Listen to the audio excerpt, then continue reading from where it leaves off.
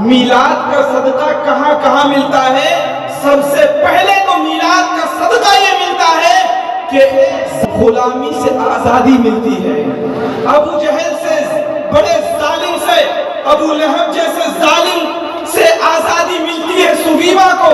پیارے اسلامی بھائیوں، آج جو تم پریشانیوں کا شکار ہو رہے ہو، آج جو تم ظلم و زیادتی کا شکار ہو رہے ہو، تم نے یہ میلاد منانا ہی تو کم کر دیا ہے، ورنہ میلاد تو اتنی بابرکت چیز ہے کہ یہ غلامی سے آزادی کی طرف لے جاتا ہے، اور پھر یہاں نہیں بلکہ جہنم سے آزادی کی طرف لے جاتا ہے۔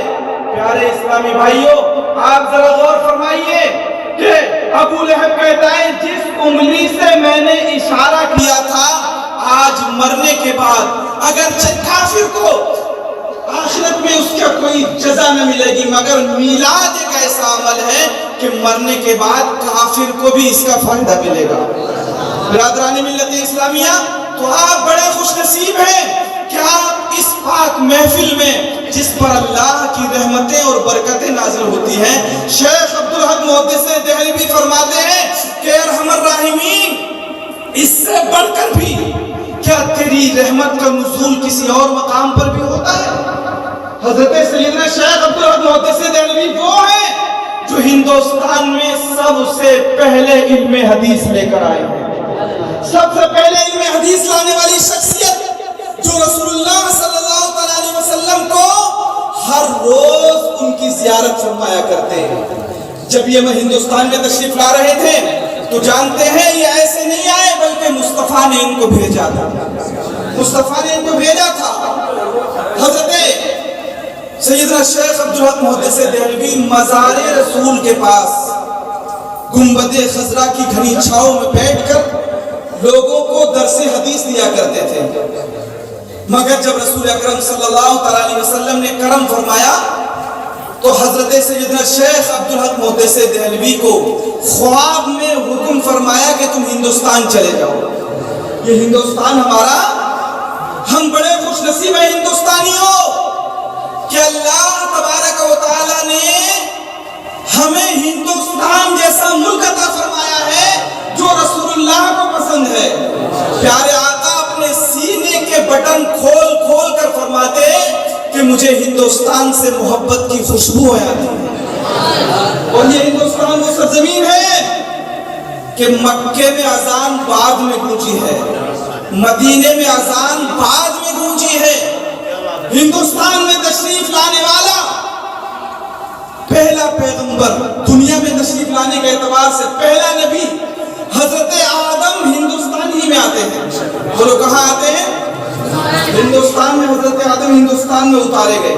ہندوستان ایسا خوش بخت ملک ہے، اور ہم ہندوستانی بڑے خوش نصیب ہیں کہ اللہ نے بھی اس ہندوستان کو پسند فرمایا ہے کہ اپنا پیارا پیغمبر سب سے پہلے ہندوستان میں بھیجا۔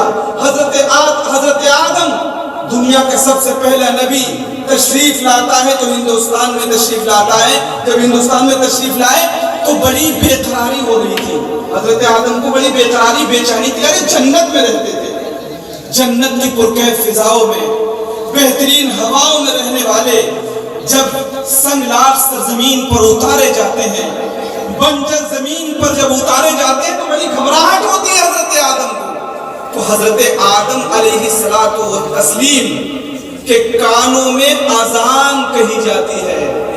ابھی مکے میں مسلمان کیا انسان نہیں پہنچے ہیں، ابھی مدینہ آباد نہیں ہوا ہے، ابھی مدینہ آباد نہیں ہوا ہے، ابھی مکے کا وجود، مکے کا اس انداز سے آبادی کے اعتبار سے وجود نہیں ہے۔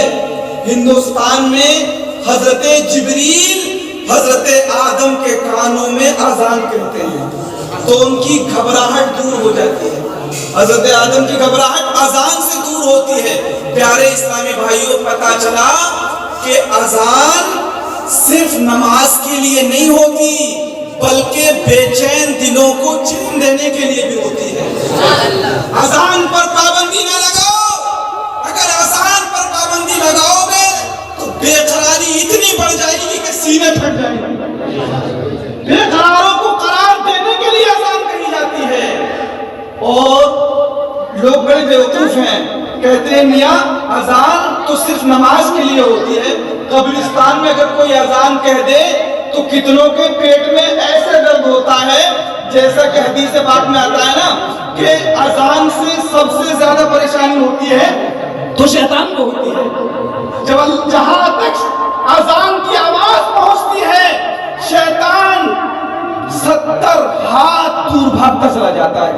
اور آپ دیکھتے ہیں شیطان اگر نہیں پہنچ پاتا ہے تو چیلے بڑے پریشان ہو جاتے ہیں اذان سے چیلوں کو بہت پریشانی ہو جاتی ہے۔ جب اذان کہی جاتی ہے تو شیطان کے چیلوں کو پریشانی ہوتی ہے، ان کو بتا دو کہ اذان صرف نماز کے لیے نہیں ہوتی بلکہ اذان بے قراروں کو قرار دینے کے لیے بھی ہوتی ہے۔ حدیث پاک میں آتا ہے سخت بارش ہو تو اذان کہہ دو، اگر طوفان نہ ٹلتا ہو تو اذان کہہ دو، راستے بھٹک جاؤ تو اذان کہہ دو۔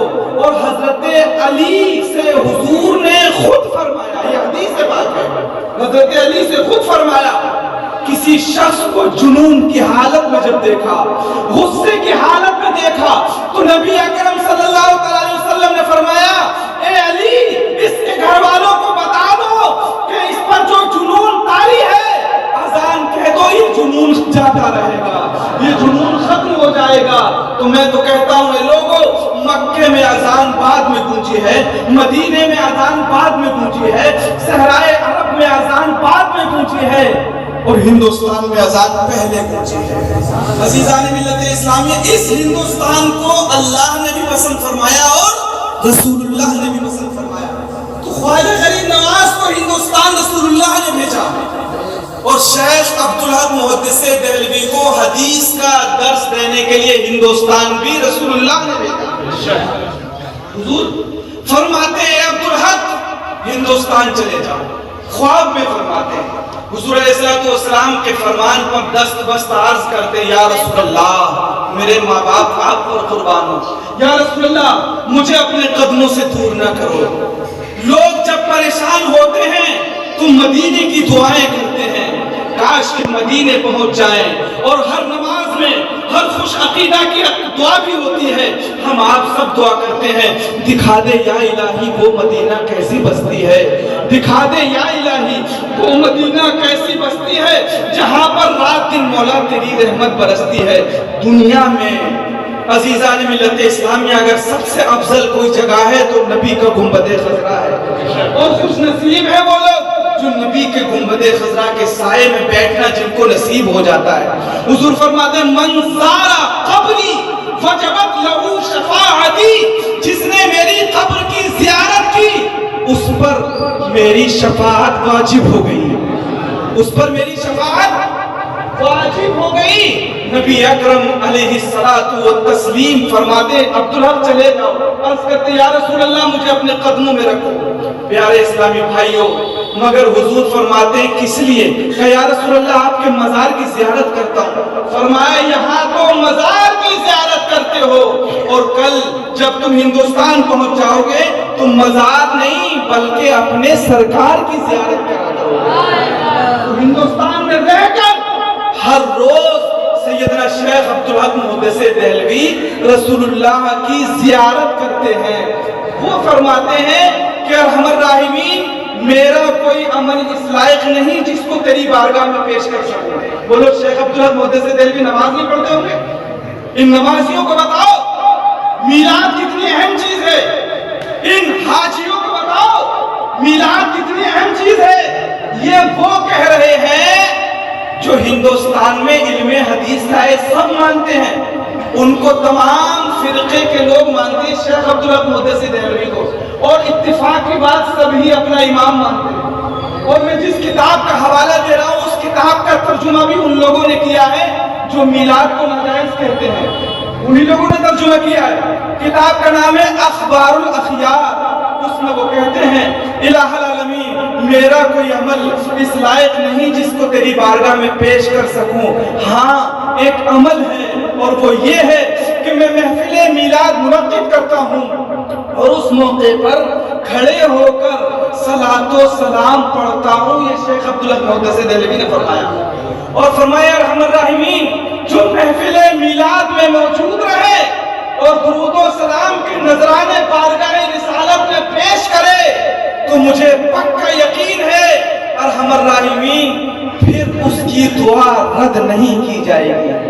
تو آج دعائیں قبول کرنے کا دن ہے، آج اس پاک محفل میں ہے کہ یہاں دعائیں کرو، اللہ تمہاری مرادوں کو پورا فرمائے گا۔ آپ کھڑے ہو کر شیخ عبدالحق محدث دہلوی یعنی جو 400 سال پہلے جنہوں نے طریقہ بتایا، انگریزوں کے بعد اس طریقے کو لوگوں نے بھلا دیا، انگریزوں کے آنے سے اس طریقے کو بھلا دیا۔